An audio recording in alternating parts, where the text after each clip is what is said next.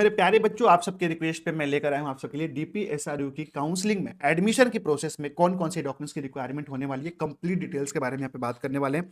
सबसे पहले आपके पास 10th का मार्कशीट होना चाहिए। डेफिनेटली सभी बच्चों के पास होता है। उसमें डेट ऑफ बर्थ क्लियर होना चाहिए।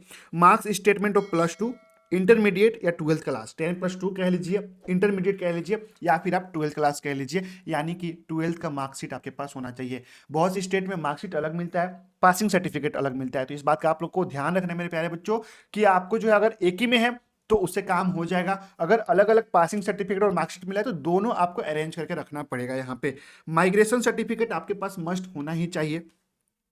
Provisional certificate from the last school attendant, यानी कि वो क्या होता है, अगर मान लीजिए आपने 12th किया है तो आपने वहां पे रेगुलर 12th किया है कि नहीं, एक फॉर्मेट होता है, मैं आपको बता दूंगा लास्ट में।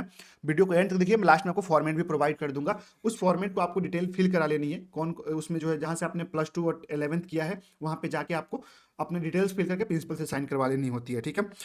Proof of gap period if any after passing the 12th class, अगर 12th के बाद जस्ट आप इस एग्जाम को भर रहे हो तो आपके लिए इस डॉक्यूमेंट्स की जरूरत नहीं है।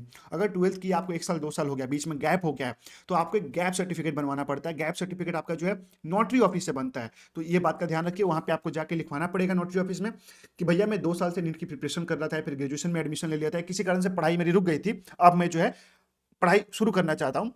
कहाँ करना चाहते हो, डीपीएसआर की एप्लीकेशन भर रहे हो, तो वो सारी चीज़ आपको गैप सर्टिफिकेट में लिखवानी पड़ती है। आपके जिला के कोर्ट होता है, जो डिस्ट्रिक्ट कोर्ट होता है, आपका जो तहसील होता है, वहां से आपको बन जाता है वो।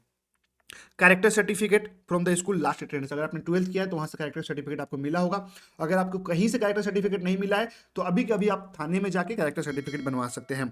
Medical certificate from a medical practitioner holding a degree not below MBBS, आप किसी एमबीबीएस मेडिकल प्रैक्टिशनर जिसका रजिस्ट्रेशन नंबर हो उससे आप मेडिकल सर्टिफिकेट बनवा सकते हैं।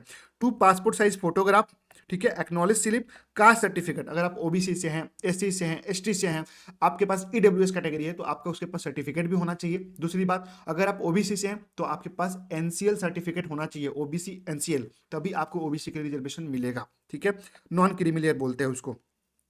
Any other certificate respect of claim made by candidate, अगर आप वार्ड ऑफ एक्स आर्मी से हैं, मान लीजिए आप डिफेंस कोटा से आप लाभ लेना चाहते हैं उसका, तो आपके पास उसका सर्टिफिकेट होना चाहिए, ठीक है। Anti ragging undertaking annexure 4, anti drug certificate, उसके बाद मेंटल हेल्थ अंडरटेकिंग सर्टिफिकेट, इन सभी सर्टिफिकेट्स का आपके पास होना बहुत जरूरी है, जो हम लोगों ने बात की। आप चाहे तो स्क्रीनशॉट ले सकते हैं। और बच्चों, आप सबसे एक रिक्वेस्ट है मेरा कि आप जो है ना, अगर आप चाहते हैं कि आपको जो कंप्लीट गाइडेंस मिलता रहे, कंप्लीट एडमिशन की हर एक प्रोसेस के बारे में आपको जानकारी मिलती है, तो प्लीज मेडिकल मेंटोरिया को सब्सक्राइब कर लीजिएगा, क्योंकि यहाँ पे हम लोग गाइडेंस देते हैं आपको कैसे आप मेडिकल कैरियर में अपना एक मेडिकल फील्ड में अपना एक बेहतरीन कैरियर बना सकते हैं। दोस्तों, वीडियो को लाइक जरूर कीजिएगा, चैनल को सब्सक्राइब कर लीजिएगा, अपने दोस्तों के साथ शेयर भी कीजिएगा। जय हिंद दोस्तों।